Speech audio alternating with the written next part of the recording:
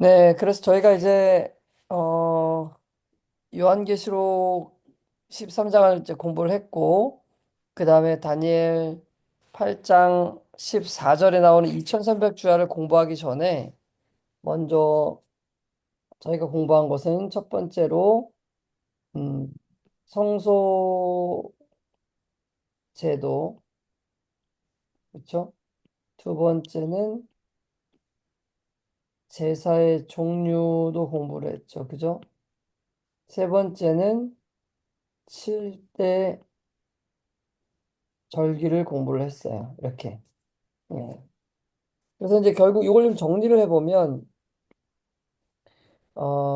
이게 이제 성소가 있고, 여기 문이 있고, 번제단, 그다음에 물두멍, 성소와 지성소의 법계, 떡상, 분향단, 촛대. 그러니까 이렇게 있는 게 성소죠, 그죠? 예, 뭐 어렵진 않습니다. 근데 성소의 제사는 크게 이제 두 개인데 결국은 매일 어쨌든 피를 양을 잡아서 그 피를 성소로 옮겨 놓는 거 이게 제일 중요한 거잖아요. 그쵸? 그 다음에 이게 이제 첫 번째 제사 이게 매일의 제사는 성소를 어떻게 해요? 부정하게 하는 거예요. 죄를 맨날 옮겨 놓으니까. 그쵸? 1년 한 번 드리는 연중의 제사 대속죄를 한 선생님, 번 드리는 이 제사 네, 네? 아닙니다. 네. 이 제사는 뭐 하는 제사죠? 평소 정결. 그렇죠. 매일의 제사도 피 똑같이 뿌리는 거예요. 그렇죠. 이제 매일의 제사는 여기서 말하는 매일의 제사는 종류가 5가지가 있었죠. 그죠? 네, 뭐가 있었죠? 기억나요? 건제, 속죄, 속죄, 속건, 번제, 아이고 번제, 화목제, 그다음에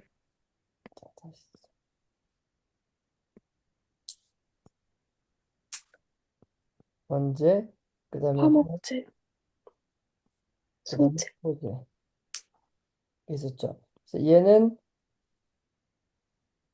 속죄제는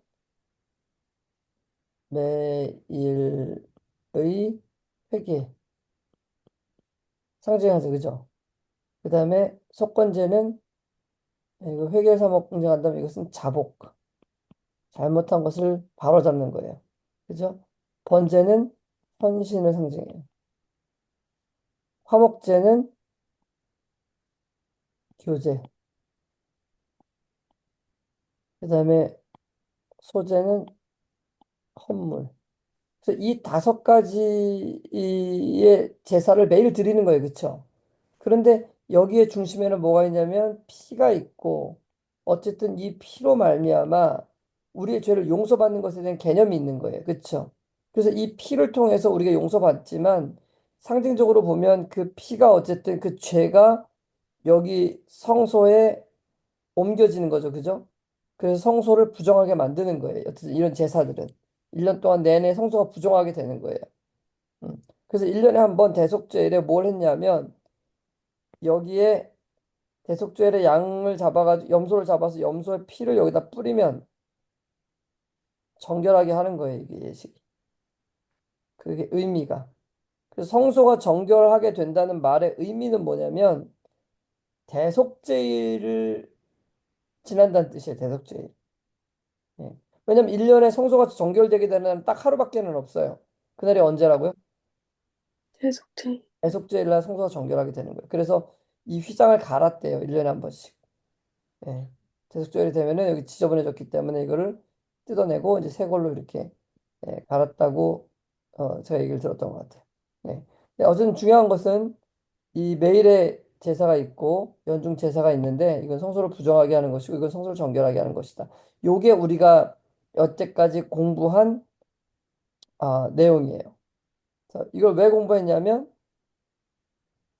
어, 이거를 통해서 이제 그 성소가 정결케 된다는 말의 의미가 무엇인지를 이해하게 된 거예요. 이제 우리가 본격적으로. 자, 이제 오늘은 다니엘서 8장으로 가서 실제로 이제 2300주야의 예언에 대해서 함께 좀 공부를 해보도록 하겠습니다. 자, 네, 다니엘 8장 14절부터 다시 한번 읽어볼까요? 제가 읽겠습니다. 네. 그가 내게 이르되 2300주야까지이니 그때의 성소가 정결하게 되리라 하였느니라. 네. 뭐, 이건 뭐 다 아는 거죠, 그죠? 성소가 정결하게 되리라 하였느니라. 그 다음에 나 여기까지는 단, 이제 이상이었고, 그 다음에 15절부터는 이제 해석을 해주는 거예요, 천사가. 그죠? 네. 여기서 일단 16절부터 읽어볼까요? 아니, 15절부터 그냥 읽읍시다. 15절부터 17절까지 읽어보세요. 나 다니엘이 이 현상을 보고 그 뜻을 알고자 할 때에 사람 모양 같은 것이 내 앞에 섰고 내가 들은즉 을레강두 언덕 사이에 사람의 목소리가 있어 외쳐 이르되 가브리엘아 이 환상을 이 사람에게 깨닫게 하라 하더니 네. 뭘 깨닫게 하라고요? 환상 음. 다니엘도 15절에 뭘 깨닫게 하고 싶었어요? 뭘 알고 싶었어요? 그 환상 환상을 알고 싶어 한 거예요. 그렇죠? 그래서 깨닫게 하라고 한 거예요. 그래서 17절 읽어주세요. 그가 내가 산 곳으로 나왔는데 그가 나올 때에 두려워서 얼굴을 땅에 대고 엎드리매 그가 내게 이르되 인자야 깨달아 알라 이 환상은 정한 때 끝에 관한 것이니라. 자, 이 환상은 정한 때의 끝에 관한 것이나 이걸 깨달아 알아라 라고 얘기를 했어요. 환상을. 자, 그러면 다니엘 8장에 나온 환상의 내용은 뭐였는지 혹시 다시 한번 우리가 짚어볼까요? 환상, 다니엘 8장에 어떤 환상이 있었어요? 환상의 내용이, 순양이랑 예언의 내용이 어떤 것이 있었죠? 첫 번째. 순양이랑 자, 순양에 대한 예언이 있었죠. 첫 번째는 적어볼게요. 다니엘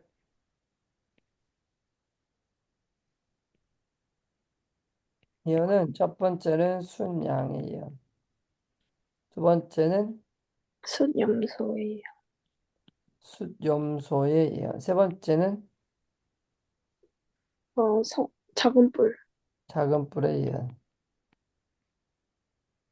네 번째는 성소 정결 성소 정결 2300 주야의 예언이란 말이에요. 잘했어요. 이 네 가지의 예언이 있는데 그럼 이 네 가지 예언을 깨달아 알아라는 거잖아요. 그렇죠? 네, 자, 그러면은 한번 봅시다. 자, 그 19절 한번 읽어볼래요? 네. 이르되 진노하시는 때가 마친 후에 될 일을 내가 내게 알게 하리니 이 환상은 정한 끝에 관한 것이니라. 정한 때 끝에 관한 이야기라고 지금 얘기를 했어요. 그쵸? 그러면서 네. 20절에 읽어주세요. 이르되 진노하시는 때가 마친 후에 될 일을 내가 내게 알게 하리니 아 내가 본 바 두 뿔 가진 순양은 곧 메대와 바사 왕들이요 자, 내가 본 바 두 뿔 가진 순양은 뭐라고요? 메대와 바사야 아, 오케이. 아 바사 왕 메대와 바사왕. 이거 메대, 바사. 그 다음에요? 털이 많은 순염소는 곧 헬라 왕이요 헬라. 자, 그 다음에요? 그 뿔은 곧 첫째 왕이요 음, 이 헬라의 첫째 왕. 그렇죠? 뿔이 꺾이고 그 대신에 네 뿔이 났은즉 그 나라 가운데서 내 나라가 일어나되 그 건세만 못하리라. 오케이. 다 설명했죠. 순념소 어떤 나라인지.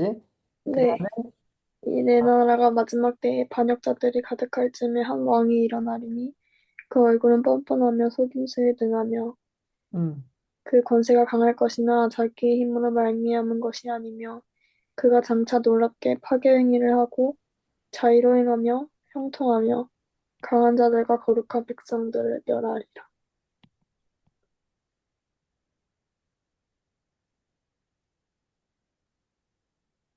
하게 행위하고 거룩한 백성들을 멸하고 작은 뿔에 대해서 충분히 설명했습니까? 안 했습니까?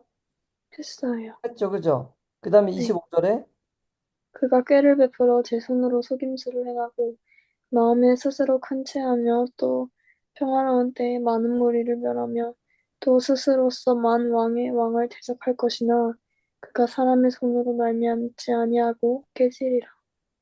깨지리라 멸망하겠다고 얘기했죠, 그죠? 자, 그 다음에 26절 읽어주세요. 근데 사람의 손으로 말미암지 않고는 무슨 말이에요?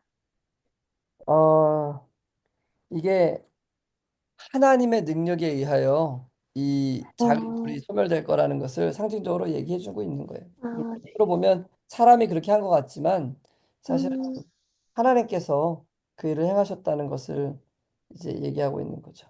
네. 그 다음에 이미 말한 바 주야에 대한 환상은 확실하니 너는 그 환상을 간직하라. 이는 여러 날 후의 일임이라 하더라. 네, 자, 여기 뭐라고 되어 있어요? 주야에 대한 환상은 확실하다. 이거는 그냥 이거는 뭐예요? 이거는 확실하다고만 얘기를 하는 거예요.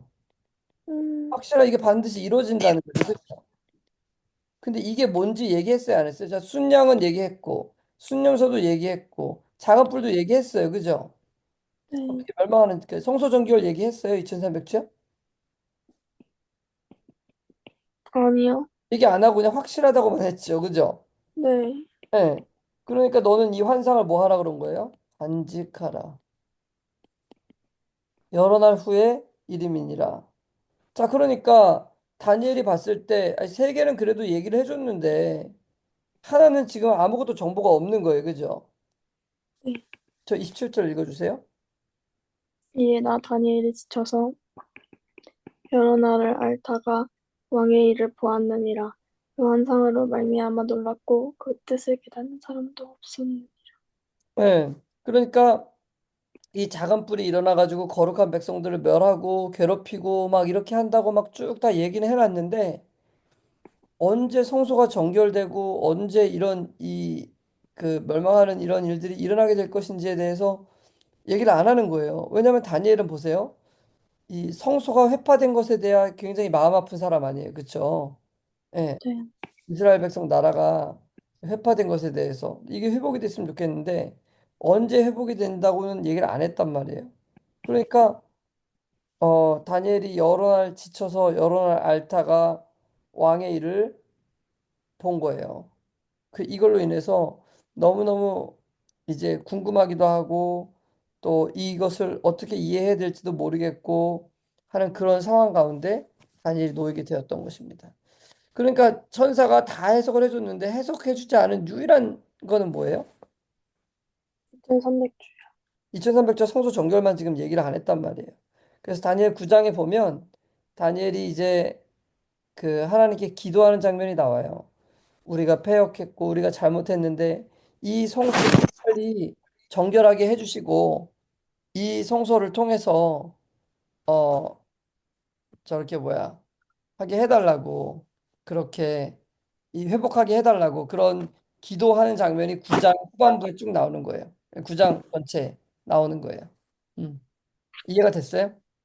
네. 자, 그래서 이렇게 이제 19절 읽어볼까요?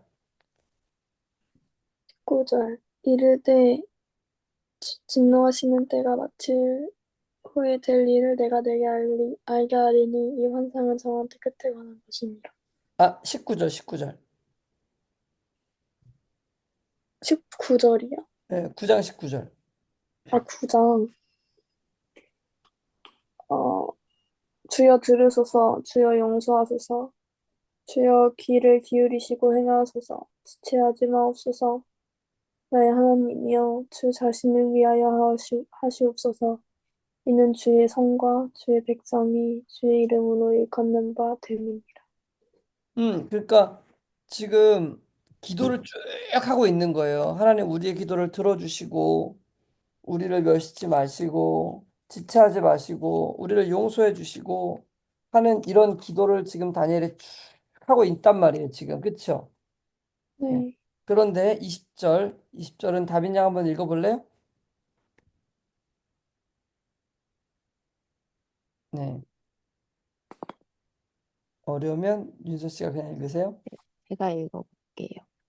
수현 씨 읽을 수 네, 있어요? 내가 이같이 말하여 기도하며 내 죄와 내 백성 이스라엘의 죄를 자복하고 내 하나님의 거룩한 산을 위하여 내 하나님 여호와 앞에 간구할 때, 네. 이게 무슨 말이죠? 음, 기도를 했는데, 그렇죠. 기도하고 있을 때 그런 뜻이에요. 그죠? 네, 네, 네, 자복하고 막 하나님 앞에 죄를 자, 기도하고 있는데 네, 그때 21절. 곧 내가 기도할 때 이전에 환상 중에 본 그 사람 가브리엘이 빨리 날아서 저녁 제사를 드릴 때쯤에 내게 이르더니, 이게 무슨 말이죠? 가브리엘이 환상에 나와서 저녁 대사를 드릴 때 환상에 나와서 말을 했다고 그러더니, 음, 이제 내가 이렇게 기도하고 있는데 그 가브리엘 환상 중에 본 그 사람 가브리엘 그럼 이 사람 언제 만났던 거예요? 다니엘 팔자. 8장에서 짱, 만났던 그 가브리엘이 저녁 제사를 드릴 쯤에 다시 찾아온 거예요. 지금 다니엘 그죠? 네. 네. 그러면서 뭐라고 얘기했어요? 22절에? 내게 가르치며 내게 말하여 이르되 다니엘아 내가 이제 내게 지혜와 총명을 주려고 왔느니라. 음. 자, 내가 너에게 이거를 어 총명을 주려고 왔다 하면서 23절에 뭐라 그랬어요?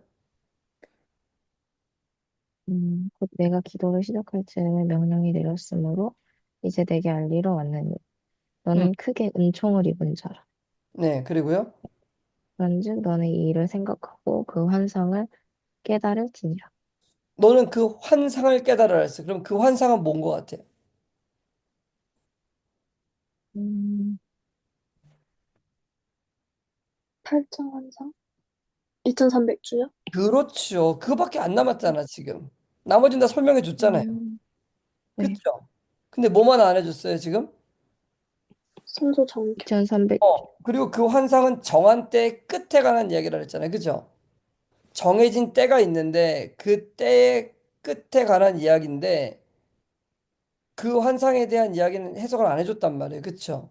그러니까 너는 그 환상을 깨달아 알아라고 하면 남은 건 뭐밖에 없어요. 지금 2300 주야에 대한 환상밖에 없는 거예요. 그러니까 지금 천사가 왜 온 거예요? 다니엘에게 뭘 깨닫게 하기 위해서? 2300주요. 2300 주야 환상을 깨닫게 하려고 온 거예요. 그러니까 지금부터 주는 이 예언의 해석은 뭐를 깨닫기 위한 거예요? 2300 주야를 깨닫기 위한 해석이다라고 생각을 하면 되는 거예요. 자, 그럼 이제 2300 주야를 어떻게 풀이해주고 깨닫게 하는지 우리가 살펴보면 되겠죠, 그죠? 네. 자, 음, 24절 한번 읽어볼까요? 내 백성과 내 거룩한 성을 위하여 이른 이래를 기한으로 정하였나니 자, 이게 무슨 아무리 말이죠? 같이 음, 내 백성과 내 거룩한 성. 그럼 이건 유대인이죠, 그죠? 자, 유대인들을 위한 뭐가 정해져 있어요? 기간. 네, 기간이 정해짐. 근데 이 기간이 얼마래요? 이른 이래요. 70주. 일은 이래가 70주죠. 그죠? 음, 이 유대인들을 위한 기간이 이 정해졌다라는 말의 원어가 따로 떼어냄이라는 뜻이 있대요. 따로 음, 떼어내다. 어떤 긴 기간이 있는데 그 기간 네, 중에 70주를 떼어냈다라고 이해할 수 있대요. 음. 음, 자, 근데 중요한 거는 이제 봐봐요. 유대인들을 위한 기간이 정해진 거예요. 유대인들을 위한 기간이거든요, 이게. 그럼 유대인들은 왜 존재하게 된 백성이죠?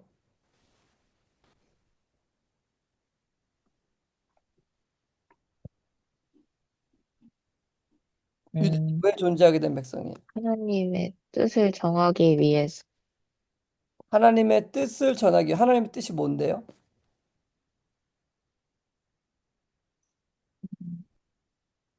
구원의 계획. 맞아요. 하나님께서 이스라엘 백성들을 통해서 하고자 했던 것은 하나님의 구원의 계획을 음, 온 세상에 선포하는 거예요. 특별히 봐봐요. 우리가 예전에 이 도표 그렸던 거 기억나요? 십자가 있고 여기 2000년인데 여기 1500년부터 하나님께서 뭘 기록하게 하셨냐면 성경을 기록하게 하셨어요. AD 100년까지. 그쵸? 이게 약 음, 1600년 됐단 말이에요. 그 이 성경 왜 기록하게 했죠? 여기 아담과 하와 때부터 하나님께서 인류를 구원하시겠다고 약속하셨는데 이때는 구두로 이어져 왔단 말이에요. 언어로. 기록된 게 없었어요. 근데 여기 음, 와가지고 BC 1500년 이때쯤부터 시작해서 하나님 성경을 주셨잖아요. 그쵸? 이것은 이 음, 성경을 통해서 이후에 사는 모든 사람들이 구원의 계획을 깨달아 알기 위해서 주신 거예요. 맞습니까? 네. 네. 네. 맞죠? 그죠? 네. 그런데 어, 이 구원의 계획을 깨달을 뿐만 아니라 이스라엘 백성들을 통해서 메시아가 올 수 있도록 그 혈통 가운데 올 수 있도록 하기 위함이었죠. 그죠? 예. 그래서 어, 이스라엘 백성들의 역할은 이 메시아가 와서 그들을 위하여 돌아가시고 이 구약 성경에 예언된 모든 것이 성취되는 것을 위해서 유대인들이 어 뭐랄까 부름을 받은 거예요. 유대인들이 그 일을 위해서 부름을 받은 거예요. 그러면 유대인들을 위해서 기간이 정해졌다는 거는 그들이 그 일을 할 수 있을 때까지가 얼마 남았다는 거예요? 70주. 70주. 그러니까 유대인들이 유대인들에게 맡겨진 일이 70주가 지나면 더 이상 그들이 해야 될 일이 없어지는 거예요. 그럼 아까 그들이 해야 될 일이 뭐였냐? 메시아. 메시아가 오는 거죠. 그죠? 메시아의 초림을 준비하고 선포하는 일. 근데 그 일을 위해서 그들이 이제 남은 기간이 70주밖에 없는 거예요. 음.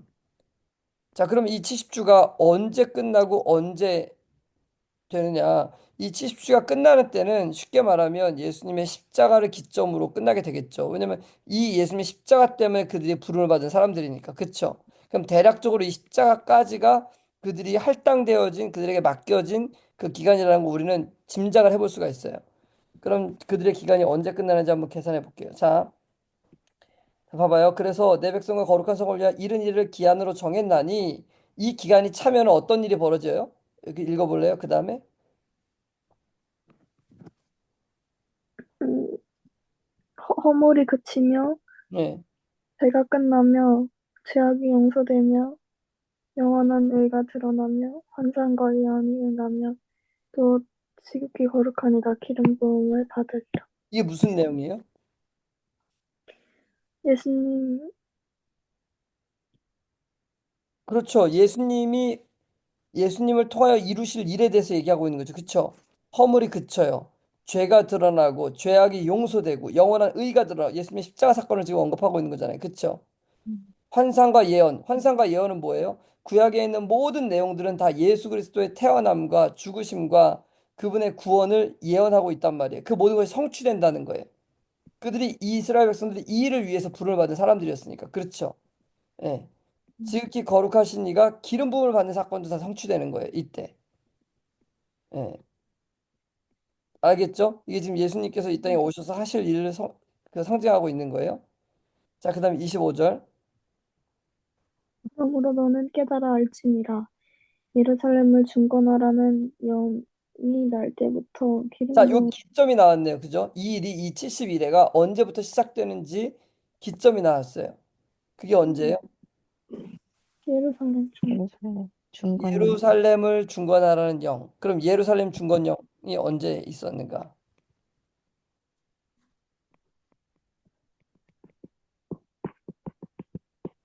예루살렘 중건령은 457년이에요.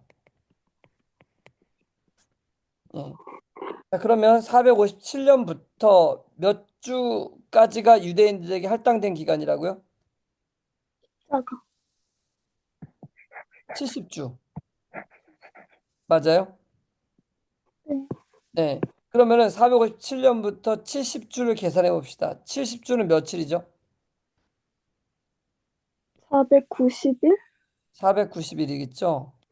7 49. 근데 이거 400 하루를 1년으로 봐야 되니까 그쵸? 그러면 네. 457에서 490일이 지나면 어떻게 될까요? BC 457에서 쭉 얼마의 기간이? 490년이 지나야 돼요. 이거 어떻게 계산하면 좋겠어요? 빼줘야죠. 그죠? 이게 하나씩 하나씩 넘어가는 거니까. 그쵸? 네. 490년에서 457을 빼면은 33. 33. 그러면 얼마요? 33. 33년? AD 33년? AD 33년인데 이게 BC에서 AD로 넘어왔잖아요. 그죠? 그러니까 2를 네. 더해줘야 되겠죠. 그죠? 네. 왜 네. 2를 더해줘야 되는지 알아요? 인간이. 영년이 없어서. 영년이 없기 때문에. 그쵸? 잘 알고 있어요. 그러니까 2를 더해주면 34년이 되겠죠. 그죠? 그러니까 보세요. 음. 유대인들에게 할당되어진 기간이 얼마냐면 여기 70주가 예루살렘 중건점을 기점으로 보면 여기까지예요. AD 34년에 유대인들의 할당되었던 기간이 맞춰지는 거예요. 이게 490년이. 이해가 됐어요? 네. 그럼 이 예루살렘이 유대인의 기간이 맞춰지는 이때 어떤 일이 있었는가? 요것에 대해서 뭐라고 얘기를 하고 있냐면 자, 26절 읽어볼까요? 예순두 일의 후에 아, 자, 여기 그 전부터 읽어야 되겠다. 다시 예루살렘을 중건하는 영부터 읽어봐요. 예루살렘을 중건하라는 영이 날 때부터 기름 부음을 받은 자, 곧 왕이 일어나기까지 일곱 이레와 예순두 이레가 지날 것이요. 자, 왕이 일어날 때까지 얼마의 기간이 지난대요? 일곱 이레와 일곱 예순 일에와 62일에. 그럼 62일에 더하기 7을 하면 뭐예요? 69. 69주가 지나면 마지막에 몇 주가 남는 거예요?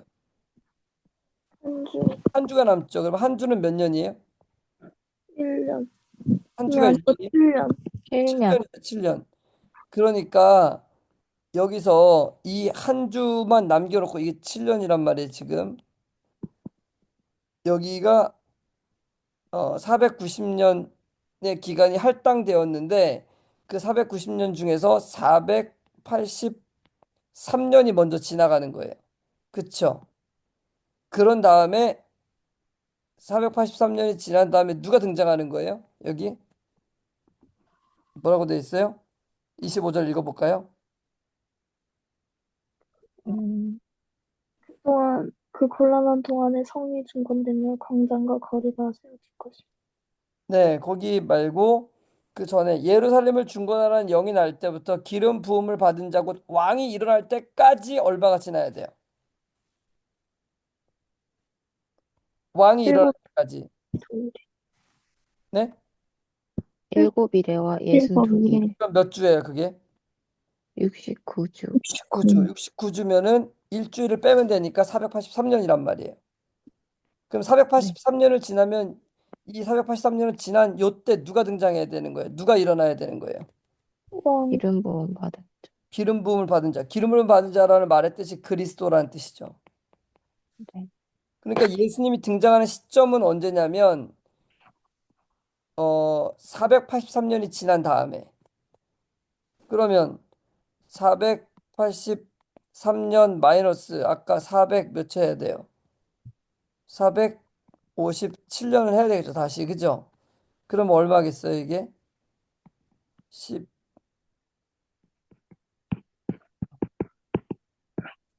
26, 그죠? 그리고 여기는 7에서 26년이죠. 그죠? 근데 또 플러스 1 해줘야 되죠. 그죠? 그러니까 여기가 어디겠어요? AD 27년이겠죠. 그러니까 AD 27년에 누가 일어난다고요? 시험 보험 받으면 기름 부음 받은 그리스도가 일어날 것을 예언해 놓고 있는 거예요. 예. 그쵸? 음. 그러면은 그런 다음에 어떤 일이 일어나는가? 그때 이 그리스도가 일어나서 어떻게 하셨죠? 이거 침례 받으셨잖아요. 침례 받으셨던 해예요, 이게. 예. 그래서 이는 내 사랑하는 아들이요 내 기뻐하는 자라. 그래서 공식적으로 이제 예수님께서 하나님의 아들이심이라는 것이 확인되었고 이제 그 일을 하기 위해서 공식적으로 일어났던 사건이 바로 침례식 기름 부음의 사건이었던 거예요. 자, 그다음에 26절 읽어보세요.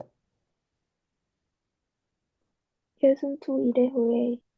기름 부음을 받은 자가 끊어져 없어질 것이며 자, 근데 예수도 이래 후에 이 69주가 지난 어느 지점에서 여기 일주일밖에 안 남았잖아요. 그죠? 일주일밖에 안 남았는데 이 지점 어딘가에서 예수님이 어떻게 된다고요? 끊어져 끊어 없어진다. 끊어져 없어질 없어질. 네, 끊어져 없어진다. 돌아가세. 그쵸? 그래서 27절에 보면 그가 장차 많은 사람들과 더불어 한 이레 동안의 언약을 굳게 맺고 그가 그 이레의 절반에 제사와 예물을 금지할 것이며 이 이 절반 이 마지막 한 주의 절반에 뭘 금한다고요? 제사와 예물. 음. 제사와 예물을 금지한다는 말이 뭘까요? 양을 안 잡고 이제는 음. 실체가 왔습니다. 그렇죠. 맞아요. 그래서 더 이상 양 잡는 예식 할 필요 없다는 뜻이에요. 금지된다는 뜻이에요. 다시 말하면 누가 돌아가실 것을 예언해 놓고 있는 거예요. 예수님께서 AD 27년에 시작하셔갖고 한 일의 절반이면 얼마예요? 3년 반 지나는 거죠. 그죠? 그럼 AD 31년. AD 31년에 제사와 예물을 금지한다. 예수님의 십자가 사건을 언급하는 거예요.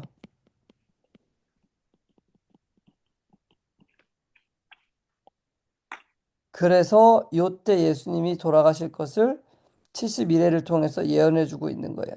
그러면 그때로부터 다시 3년 반 지나면 AD 34년이죠. AD 34년에는 어떤 일이 있었죠?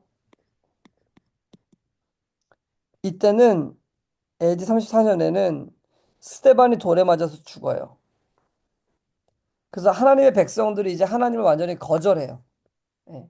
그 전까지는 하나님의 백성들도 구원을 받아야 되는 대상이기 때문에 예수님께서 그들의 구원을 위해서 엄청 애쓰시고 그들을 이끌어 오셨단 말이에요.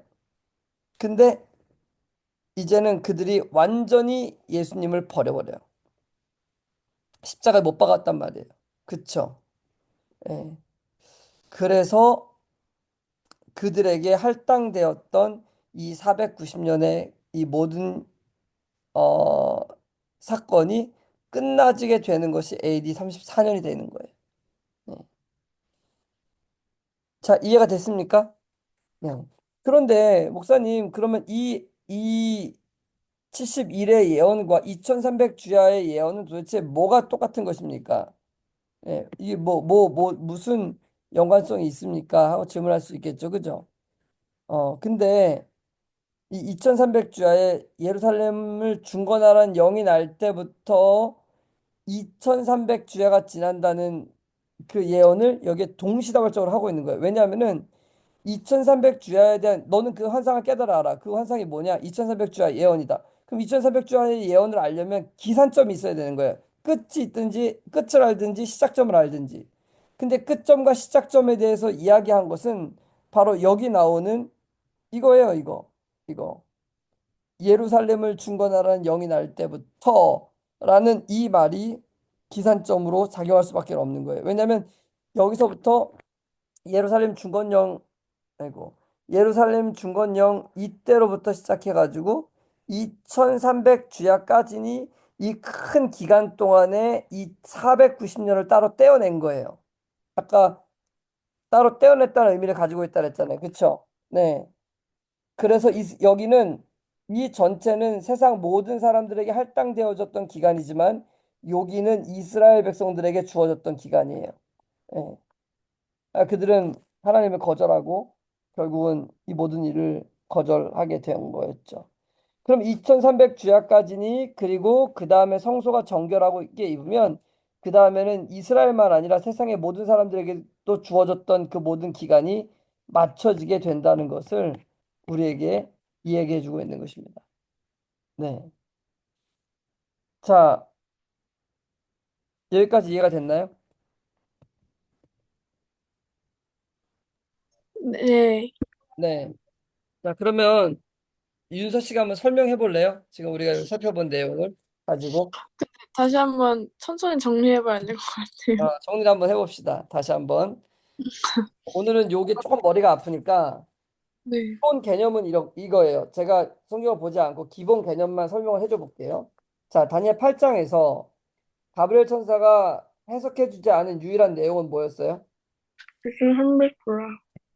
2300 주야에 대한 것은 아무것도 해석해 주지 않았죠. 그죠? 다니엘 음, 9장에서 너는 그 환상을 깨달아 알라 하면서 왔어요. 그죠? 그러면 무슨 환상을 깨달아 알라는 거예요? 2300주. 2300 주야에 대한 환상을 깨달아 알라라고 하고 온 거죠. 그죠? 근데 오더니 뭐라고 그랬냐면은 이스라엘 백성들을 위해서 기간을 따로 떼어내었다. 기간을 따로 떼어냈다는 말은 큰 기간 중에 따로 떼어낸 거예요. 그쵸? 예. 근데 그 기간이 얼마냐면은 490년이에요. 그리고 그 기간의 시작이 언제냐? 예루살렘 중건령.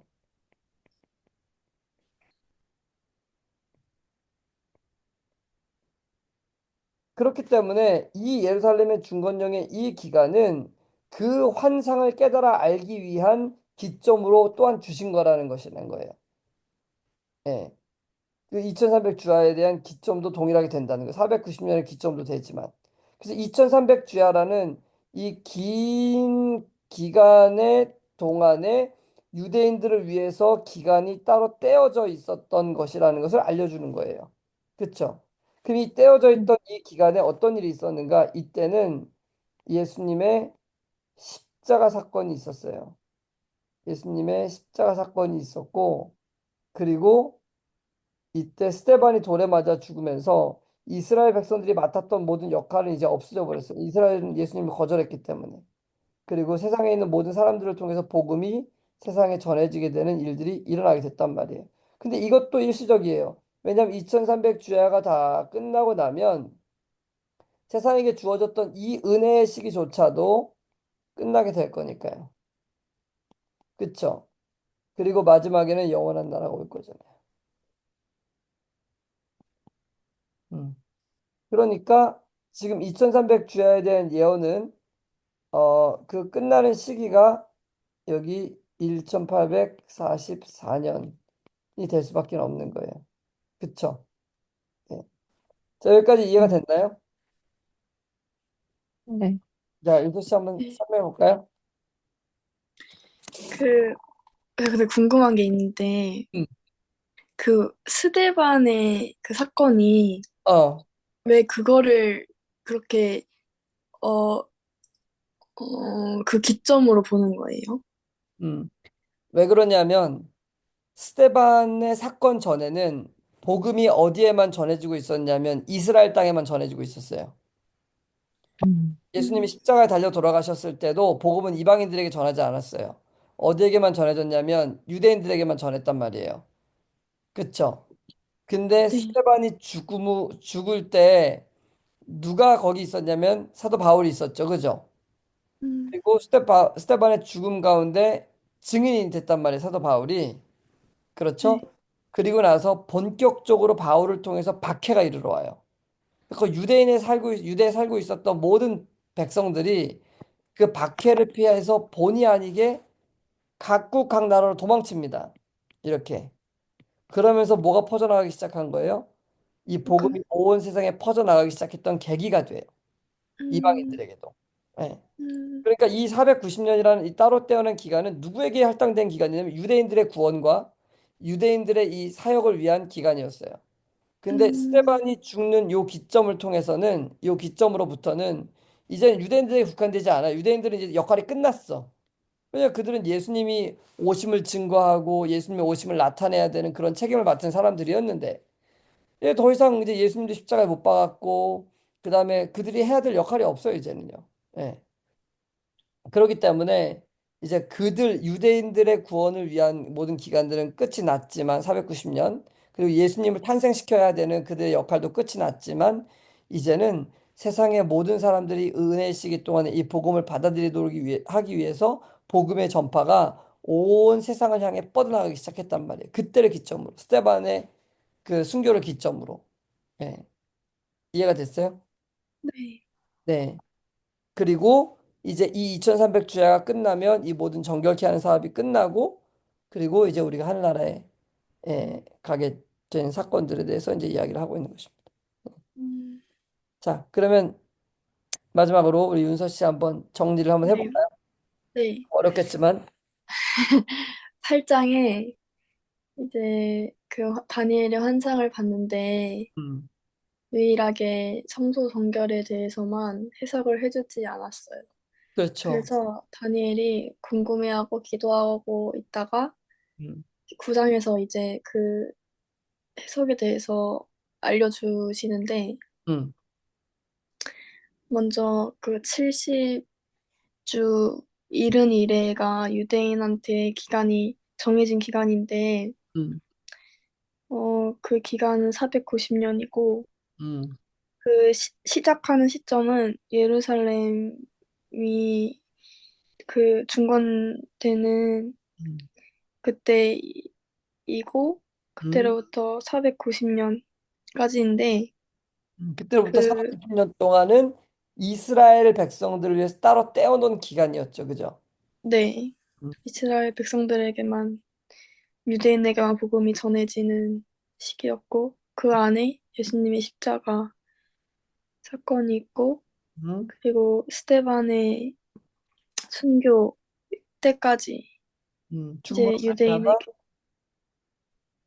네 복음이 이방인들한테 전해지면서 음, 그때부터 이제 490년의 그 예언의 기간이 끝나고 음. 그리고 2300년까지면 1844년까지 1834년까지 성소가 정결케 됐다. 이렇게 이제 복음을 쭉 전해 오다가 그 다음에 성소 정결이 시작되는 것이 1844년인 거예요. 아, 시작된. 상에 따라서 그지? 2300주야까지 성소가 정결하게 된다 그랬잖아요. 그죠? 네. 1844년까지 복음이 쭉 전해 오다가 1844년이 되면 성소 정결 모드로 이제 들어가게 되는 거예요. 네. 대속제일이에요, 그날이. 대속죄일이죠. 이때가. 어, 그쵸? 네. 네. 그래서 봐봐요. 여기 이 기간 동안에 자, 이 490년 이 예언된 할당된 이 기간 동안에 무슨 사건이 있어요? 유월절이 있잖아요. 음, 7대 절기. 그죠? 네. 유월절이 있었죠. 그다음에 여기 뭐 있어요? 네, 무교절도 있고 그다음에 부활절, 요제절이 있겠죠. 그죠? 음, 그다음에 이 복음이 쭉 전해진단 말이에요. 그쵸? 그래서 교회가 세워지고 이 교회를 통해서 어쨌든 복음이 세상 끝까지 계속 전해지고 있었단 말이에요. 쭉 전해지다가 1800년도에 들어가고 뭐가 울렸냐면 나팔이 울렸죠. 예수님 재림하신다는 나팔. 그래서 모든 사람들이 이 나팔 소리를 듣고 예수님의 재림을 막 준비하기 시작했어요. 예. 근데 예수님 오시지 않았지만 어쨌든 그게 뭐를 위한 준비라는 걸 깨달았던 거예요. 대속죄에. 대속제. 네. 그래서 그 대속죄일이 시작이 되고 지금 대속죄일의 기간 동안에 우리가 살고 있는 거예요. 그렇죠? 예수님께서 이 네. 대속죄일의 기간을 마치고 성소만으로 나가면 그다음에 죄 용서 못 받아요. 그렇죠? 그리고 다시 재림하시면서 장막절을 그런 거예요. 장막절. 이렇게. 이렇게 순서가 이어지는 거예요. 세상의 역사 순서. 요걸 다니엘서 때 미리 예언을 해주신 거예요. 세상은 이렇게 흘러갈 거다. 음,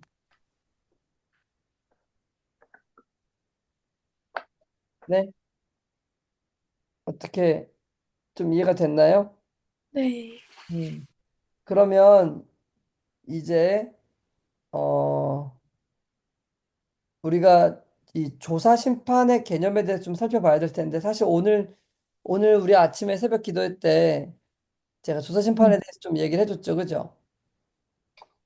네, 네, 그거를 이제 다음 시간에 합시다. 그건 조금 더 자세하게 복음과 더불어서 지금 이제 조사 심판이 어쨌든 이 예언을 통해서 조사 심판이 1844년부터 시작된다는 것은 우리가 이제 깨달은 거예요. 이거 수학적으로, 그죠?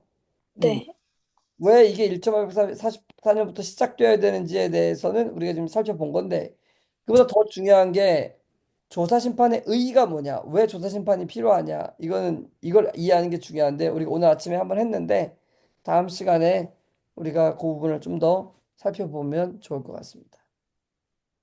음, 네, 네. 네, 어떻게 괜찮아요? 마음이 급해졌습니다. 왜 뭐가 급해요? 대석제일 지금 있으니까 아, 그렇죠. 이 대속죄를 해야 되는 가장 중요한 일이 뭐예요? 빨리 죄를 드려야 되고 그렇죠. 우리 빨리 안에 있는 죄, 남아있는 죄를 빨리 하나님께 가지고 가야 돼요. 근데 우리가 이걸 다 모르거든요. 우리 안에 어떤 죄가 있는지. 그러니까 끊임없이 마음을 겸비케 하고 성령께 물어봐야 돼요. 그러면 성령께서 계속 깨닫게 해주세요. 계속 그 죄를 버릴 수 있도록 도와주시는 거예요. 그럴 때마다 우리는 그 죄를 가지고 성소로 나아가서 예수님께 전가하는 거예요. 예수님께 옮기는 거예요, 지금. 예수님께서 하늘 지성소에서 이 지성소 봉사가 마치면 중보가 끝나버려요. 회개할 수 있어요, 없어요? 없어요. 그때까지 우리가 버리지 않은 죄악들이 우리에 남아있으면 우리가 책임을 져야 되는 거예요. 그리고 영원한 멸망으로 돌아가겠죠. 그러니까 그 음, 전에 이 은혜의 시기 동안에 우리는 우리의 죄를 가지고 나가는 거예요. 죄를 품지 않고 죄를 버리고 하나님의 뜻을 따르기로 말이죠. 네. 음. 그러면 저 음. 1844년은 대실망 얘기하는 거죠. 그렇죠. 예. 그러니까 그럼 1884년에 이제 성소가 정결하게 된다는 말의 의미를 윌리엄 밀러는 지구가 정결하게 된다는 걸 받아들였어요. 음, 그래서 이 지구가 어떻게 정결해? 예수님이 오시니까 정결하게 됐지? 하고 받아들였던 거예요. 음, 1944년에 누가 오신다고 믿었던 거예요? 철석같이? 예수님 예수님이 오신다고 믿었던 거예요. 근데 1944년 예수님이 오셨어요? 안 오셨어요? 안 오셨어. 안 오셨어요. 대신 어디로 들어가신 거예요? 지성소. 하늘 지성소로 들어가셨단 말이에요. 이제 마지막 대속죄일이 1944년부터 진행된 거예요. 음, 보세요. 음. 구약 시대에 아까 얘기했잖아요. 1년 동안 지금 제사장들이 뭘 한다고요? 매일 제사를 지내요. 매일 드리는 제사를 1년 동안 드렸단 말이에요. 여기서. 그쵸? 근데 1년 중에 대속죄일이 되면 나팔절이 울려요. 준비하라고. 그쵸? 그 다음에 이 1년에 한 번 연중제사 성소를 정결하게 하는 대속제를 위해서 제사장이 준비를 하고 요 성소로 들어간단 말이에요. 여기로. 예? 그래서 여기서 지금 피를 뿌려가지고 여기 정결케 하는 예식을 해요. 그리고 나와가지고 여긴가 여기 또 이 제단을 정결케 하고 이제 모든 정결을 다 끝냈다고 외치면 그 다음부터는 죄를 여기다 옮기지 않고 1년 중에 시간이 있는데 죄를 고백하지 않고 버리지 않았던 사람은 죽임을 당하는 거예요, 원래는요. 예. 그러니까 이게 뭘 상징하고 있는 거냐 도대체 왜 이스라엘 백성은 1년에 한 번 이런 예식을 계속 진행했느냐 이게 이걸 상징하는 거라니까요. 네. 바로 이 예수님께서 십자가에 달려 돌아가신 이후에 부활하시고 승천하신 다음에 교회가 세워지고 교회가 힘있게 복음을 전했는데 이제 1800년도가 되었을 때 이제 뭐가 시간이 다가온 거냐면 예수님이 지성소에 들어가실 시간이 다가오신 거예요. 그럼 여태까지 예수님 어디 계셨었어요? 성소. 성소에 계셨죠, 성소. 성소에서 매일의 제사를 지금 우리가 기도를 드릴 때마다 이거 성소에서 일을 하고 계셨단 말이에요. 근데 여기 1 4 4년 이후에는 어디로 들어가신 거예요? 성소. 지성소에서는 무슨 사업을 하는 거예요? 정결 사업, 도말 사업. 죄를 이쪽으로 지성소로 옮겨서 하늘에 지금 우리가 다 죄를 보냈잖아요. 그 모든 죄를 어떻게 정결해요? 대속죄일 날 어떻게 정결했어요? 대제사장이 그 죄를? 절, 휘장을 태웠어.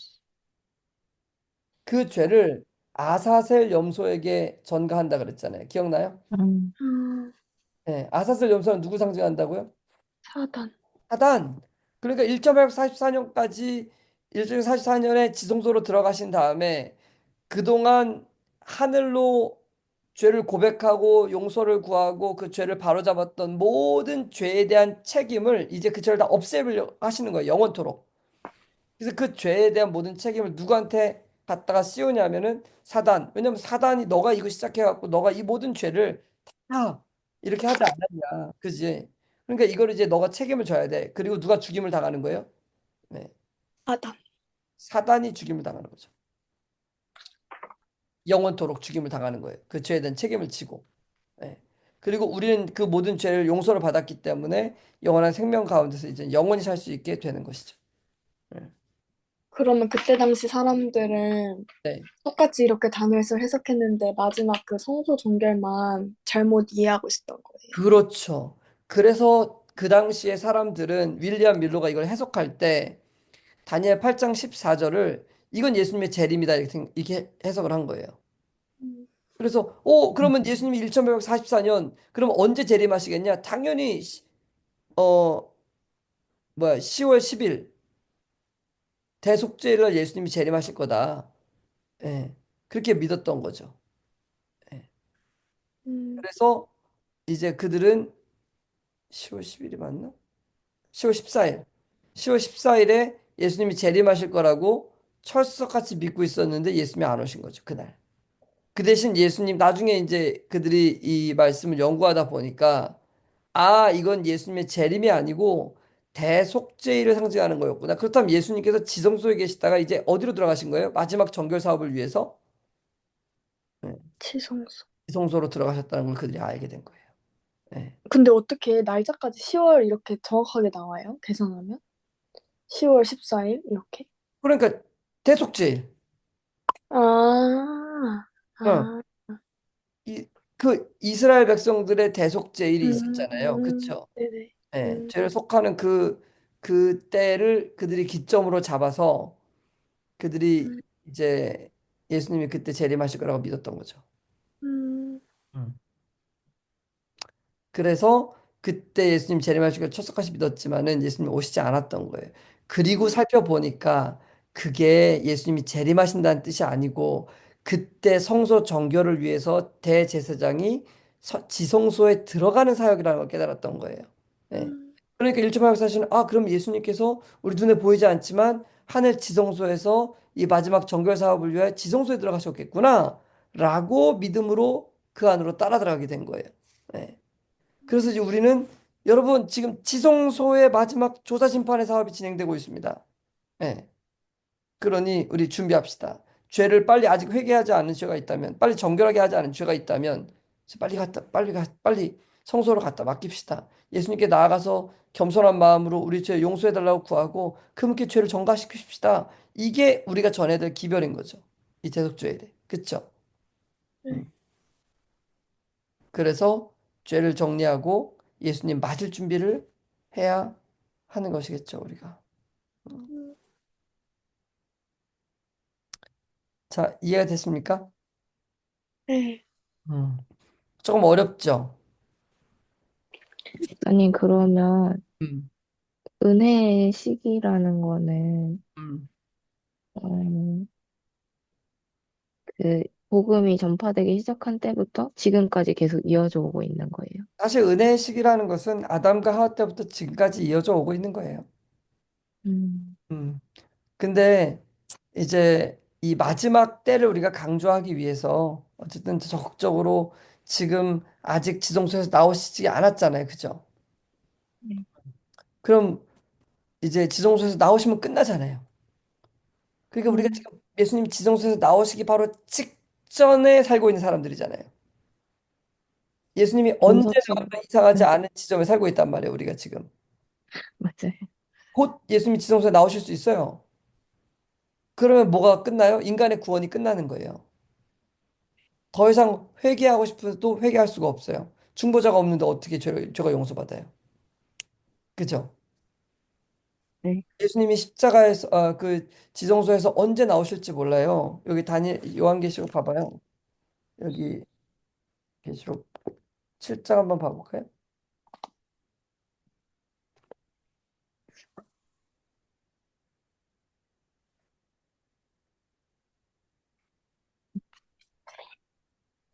7장 1절 한번 봐볼래요?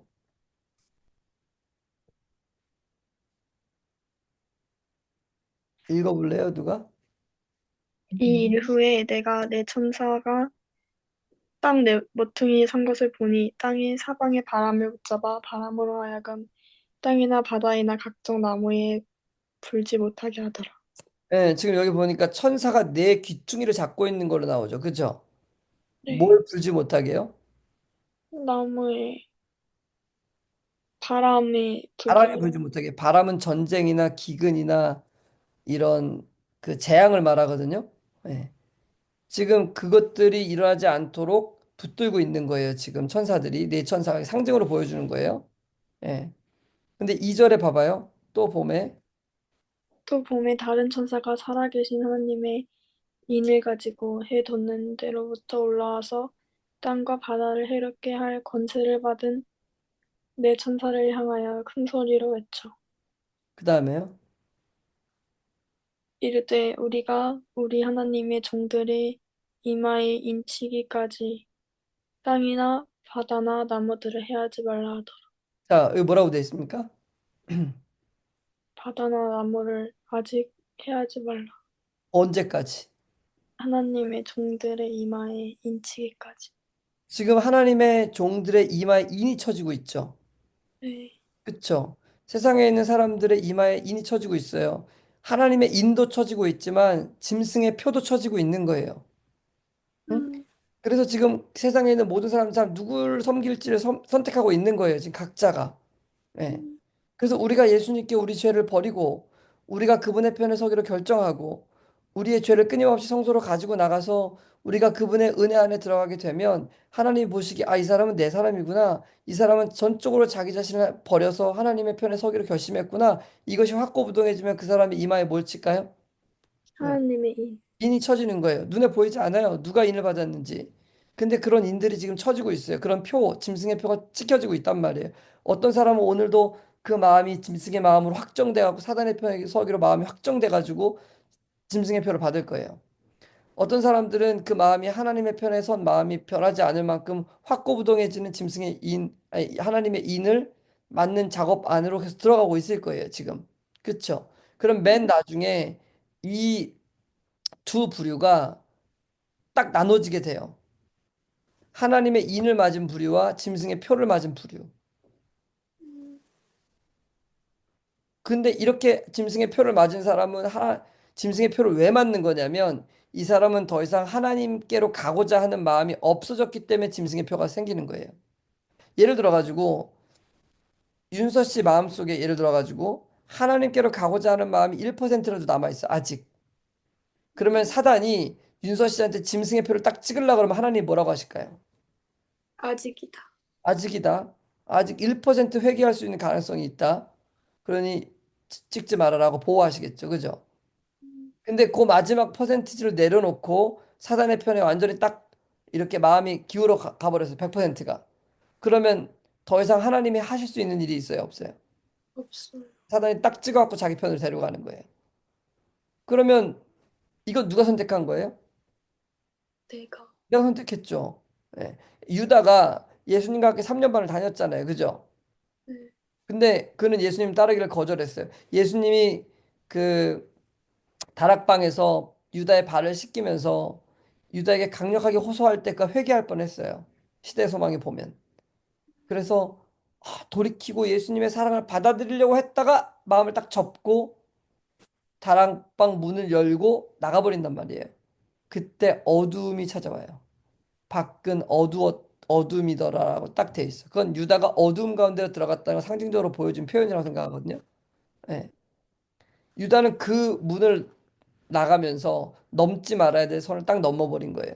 모든 사람은 이 선이 있어요. 예. 다시 돌아올 수 없는 그 선. 이거를 화인 맞았다 그래요. 사단의 편으로 완전히 넘어가서 더 이상 하나님께로 돌아올 수 없는 그런 상태. 그건 자기가 만든 거거든요.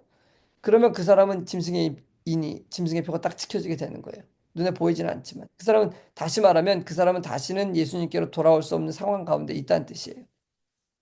반대로 어떤 사람이 매일매일 하나님을 따르기로 결정하고 붙잡는단 말이에요. 근데 뭐 실수하고 넘어져 사단의 편을 선택할 수도 있어요. 다시 회개하고 또 붙잡아요. 또 붙잡아요. 붙잡아요. 이렇게 가다 보면 이 사람은 마음이 영원토록 하나님을 이제 놓지 않을 마음으로 확고부동하게 딱 붙잡게 된단 말이에요. 그럼 이 사람은 저쪽으로 갈 마음이 생겨요, 안 생겨요? 안 생겨요, 영원히. 그러면 이 사람이 영원히 그 마음을 딱 그 마음이 딱 준비가 되었기 때문에 하나님께서 뭘 찍으실 수 있는 거예요? 하나님의 인. 왜? 내 소유다, 이 사람은. 이 사람이 결정했는데 이 결정은 앞으로 흐트러지지 않을 것이기 때문에 내가 찍을 수 있는 거야, 인을, 이제. 근데 이 사람이, 앞으로 보니까 저쪽으로 갈 수 있는 확률과 가능성이 있어. 인을 찍어요, 못 찍어요, 그러면? 못 찍어요. 못 찍죠. 아니면 어떻게 인을 찍어? 그죠? 갈 수 있는데. 자, 이 인의 개념이 이해가 돼요? 예. 네. 내가 누구 편에 속해 있느냐, 그리고 누구 편에 내 마음을 들이느냐의 문제예요. 예. 그러니까 그 연습하는 거예요. 지금 우리 은혜 시기 동안에 하나님 편으로. 그리고 죄를 버리고, 죄가 나오면 얼른 버리고 하나님 편. 하나님께 굴복하고 내 마음을 드리고 이 연습을 통해서 우리의 구원이 이미 베푸신 그 구원의 은혜가 우리의 마음을 작용해서 하나님께로 나의 삶을 완전히 드리기로 받쳐지는 그 지점까지 올라가야 된다고요. 우리가. 그럼 하나님께서 뭘 찍는 거예요? 내 소유. 온 우주 앞에 이야기해도 부끄럽지 않아요. 내 소유. 봐라. 욥처럼. 절대로 하나님 부인하지 않고 하나님께만 온전히 충성하기로 결심한 사람이다. 꽝, 꽝, 꽝. 그러면 하나님께서 그 사람들을 데리러 오시는 거예요. 그 사람들을. 그런데 여기 봐봐요. 여기 보면은, 어, 그, 여기 하나님의 종들의 이마에 인치기까지 바다나 나무를 해하지 말라 그랬죠. 그죠? 그럼 인치는 사업이 다 끝났어. 인치는 사업이 다 끝났다는 말의 의미는 뭐냐면, 어, 말의 의미는 뭐냐면, 이제 그 각 사람들이 자기가 누굴 섬길지를 다 결정했단 말이에요. 예? 윤서 씨는 예를 들어서 하나님 편에만 서기로 딱 결정이 됐어. 마음이 확고부동하게. 그리고 한민호는 사단의 편에 서기로만 딱 결정이 됐어. 근데 아직 수연 씨는 지금 결정이 안 됐어. 자, 그러면은 하나님이 지성소 봉사를 마치면 돼야 안 돼요? 안 돼요. 안 안 되죠. 돼요. 그럼 수연 씨가 어떻게 되는 거예요? 지성소에서 나오시면 하나님이 끝나요. 끝나잖아요. 그러니까 그럴 때는 하나님께서 지성소 봉사를 못 끝내시겠죠. 그죠? 그러니까 아직 이마에나 종들의 이마에나 여기 손에 인치는 작업이 안 끝냈으니까 바람을 놓지 말라 그러는 거야. 아직 잡고 있어라. 아직. 근데 요 하나님의 인침이 끝나는 게 누구한테 달려 있는 거예요? 내가 누구를 예수. 섬길지가 각 사람이 누구를 섬길지에 대한 것들을 이 정하면 끝나는 거예요. 그게. 근데 이게 정해지려면 각 사람이 누구 섬길지를 정해지려면 사건이 일어나야 돼요. 사건이. 어떤 사건이냐? 모든 사람들이 누구의 편에 설 건지를 결정하는 사건이 일어나야 돼요. 그 사건이 뭘까요? 그게 결과? 예? 네. 그게 아닌 것 짐승의 우상이 세워지는 사건이에요. 같아요. 요한계시록 13장에 짐승의 우상이 세워지잖아요. 그쵸? 네. 그 사건을 통해서 이제 일요일을 예배할 건지 말 건지를 정하게 할 거잖아요. 그쵸? 그러니까 일요일을 예배한다는 건 누구의 권위를 인정한다는 거라 그랬어요? 짐승 교환권이죠. 짐승. 짐승 교환권을 인정하는 행위잖아요. 그죠? 그 이걸 안 하고 하나님의 날에 경배하는 안식일에 경배하는 것은 누구의 권위를 인정하는 거예요? 하나님. 하나님의 권위 인정하는 거예요. 그럼 요 짐승의 우상이 딱 세워지게 되면 모든 사람들은 가부간의 결정을 내려야 돼요. 내 누구 편에 설 건지. 그러겠죠. 예. 그러면 일요일 교회, 근데 저희가 일요일 교회 다닌다고 해서 음. 막 구원을 못 받는다 이렇게 얘기하진 않잖아요. 예. 그런 거 어떻게 이해해야 돼요? 뭐 어, 짐승의 표. 지금은 괜찮아요. 지금은. 어, 지금은 그 사람들이 이 기별을 모르잖아요. 네. 그렇죠. 그렇기 때문에 아직은 몰라서 하고 있는 거기 때문에 기회가 있는 거예요. 그렇죠? 그러나 성경의 예언에 보면 이제 이 기별을 가진 새천사들이 이 기별을 세상에 힘있게 전하게 될 거라고 예언하고 있어요. 그 음, 태천사가 누구예요? 여러분과 저예요. 이 기별 깨달았잖아요, 이제. 그쵸? 네. 이제 곧 이 기별을 힘있게 전할 때 늦은 비가 임하는 거예요. 그러니까 이 기별을 이해하고 깨닫고 있는 사람들, 이 기별을 세상에 전해야 되기 때문에 늦은 비가 오는 거예요. 그 능력으로 전할 수 있게. 그러면 세상에 있는 모든 사람들 이 기별을 듣게 된단 말이에요. 알게 된단 말이에요. 그때 이 본격적으로 이 짐승의 우상이 세워지게 되면 사람들은 이해를 하게 되는 거예요. 이게 누구의 권위를 인정하는 것인지, 내가 어느 편에 서야 되는지, 내 목숨을 부지하고 싶은 사람들은 당연히 짐승의 우상에게 절을 하겠죠. 그죠? 그리고 그날의 경배를 하겠죠. 그러나 이걸 깨닫고 나는 아니야. 나는 죽더라도 나는 하나님 뜻을 따르겠어.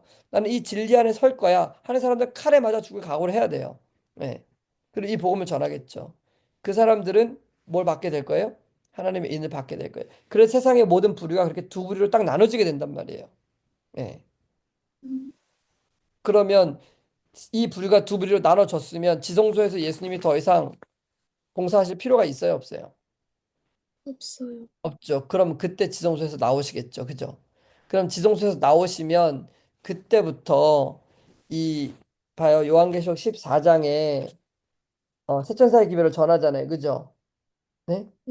그다음에 요한계시록 16장부터 보면 칠재앙이 임하는 장면이 나오는 거예요. 그래서 음, 세상에 재앙이 임하는 거예요. 칠재앙이. 일곱 대접이 부어지는 거예요. 그 대접은 이제 그 진리를 거역한 사람들에게 부어지는 형벌이에요. 예. 하나님을 떠난 사람들에게. 근데 그 형벌을 그들은 이것은 안식일을 준수하는 사람들 때문에 내리는 형벌이라고 그들은 왜곡시킬 거예요.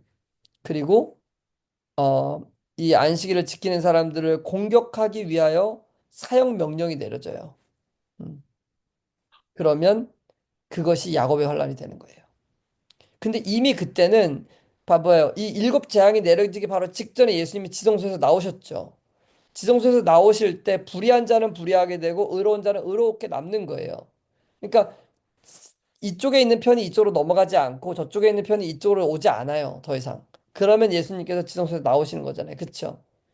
그러면 음, 칠장이 악인들에게 부어지고 그 악인들이 결국은 마지막에 이 의인들을 공격하기 위하여 올 때 그때가 야곱의 환란인 거예요. 음, 그게. 그러면 그때는 나는 하나님의 편에 서 있잖아요. 그죠? 그러니까 야곱의 환란은 누구만 당하는 거냐면 구원이 확정된 사람만 당하는 거예요. 그때 그들은 누구를 의지하겠어요? 여태까지 계속 하나님께 자기 마음을 들여왔고 하나님을 의지하기로 결정했잖아요. 그죠? 그들은 이제 산과 들로 피하여 들어가겠죠. 그럼 하나님께서 광야에서 엘리야를 먹이셨던 것처럼 까마귀를 통해서 그들을 먹이시고 입히시겠죠. 그죠? 그리고 그들을 죽이라는 사형 명령을 통해 그들이 많은 사람들 중에 죽어나가는 사람들도 많이 있을 거예요. 그리스도인들 중에. 그리고 마지막 그들을 죽이라는 총 명령이 떨어지고 그들을 죽이러 올 때 저 영광 중에 다시 오시는 예수님의 재림이 임하게 되는 거예요. 그게 음, 요한계시록의 예언이에요. 그게. 그때 우리는 그 예언 마지막 그 예수님의 재림에 동참하는 사람들이 되어야 되겠죠. 그러려면 그때 가서 준비하는 건 늦는 거예요. 지금 준비해야죠. 지금 매일의 삶 가운데 죄를 버리고 그렇죠?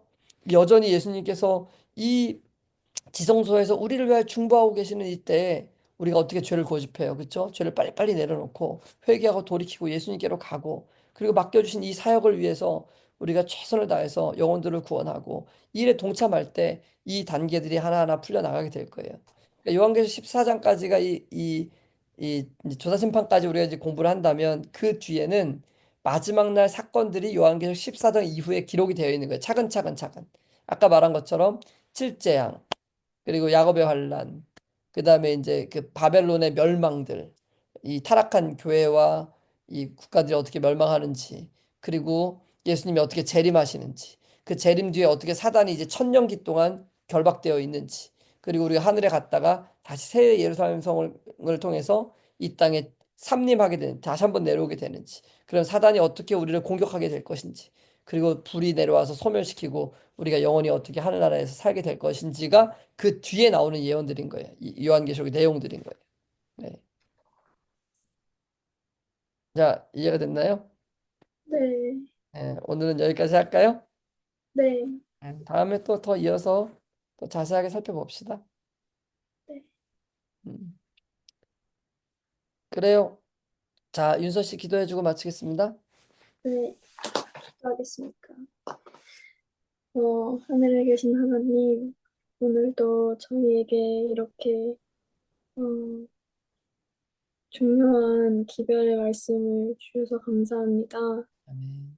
이 말씀으로 우선 저희가 먼저 깨어나고 또 이 강력한 기별을 저희 주변 많은 사람들에게 빨리빨리 전할 수 있도록 그래서 모든 사람들이 이 세상의 환란 속에 속지 않고 올바른 진리를 따르고 또 올바르게 하나님을 믿을 수 있도록 음, 함께 해주세요.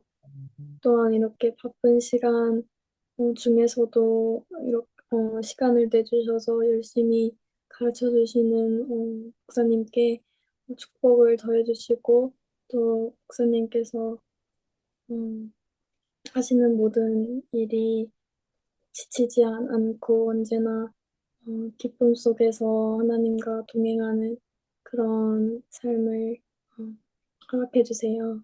아멘. 오늘 하루 저희 모두 모든 것을 주님께 드리고 또 주님 편에 서기를 결심하는 그런 하루가 될 수 있도록 해주시기를 예수님의 이름으로 기도드렸습니다. 아멘. 아멘. 다빈 양, 수연 씨. 네.